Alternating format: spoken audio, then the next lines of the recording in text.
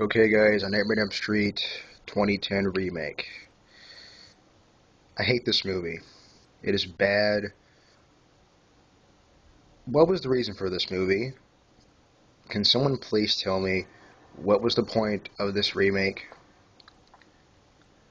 When all this was, it was just a cash grab movie with terrible, terrible CGI on Freddy's face. And Jackie Earle, I will admit, is a good actor, but this was just awful. What he played him was awful. This was an atrocious remake. This movie raped the original. I mean, it literally rapes a great classic like this. I mean, now the original film gave me nightmares. It scared me, but this movie was a joke.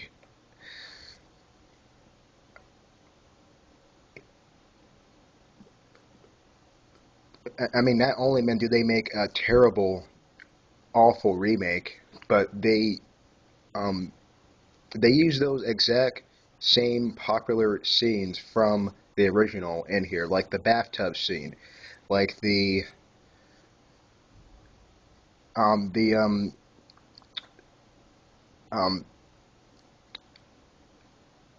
uh, the dead body dragging around. Remember the dead body dragging down the hall. That was done already, and the um, the bled the bed splatter of Glenn's death. That was done very horribly in this movie, and the scene where um well guys, guys, please don't see this movie. It is just a cash grab. It is a waste of time. What was this? I mean, seriously, guys, what was this? I mean, this was just awful. And I mean, this movie just has terrible, terrible CGI, terrible cinematography. The acting is Rooney Mora. Her acting is just atrocious, man. I mean, I don't know what happened to her. I mean, she was excellent, and and and in some movies, um, but this movie she was just awful. I mean, Rooney Mora.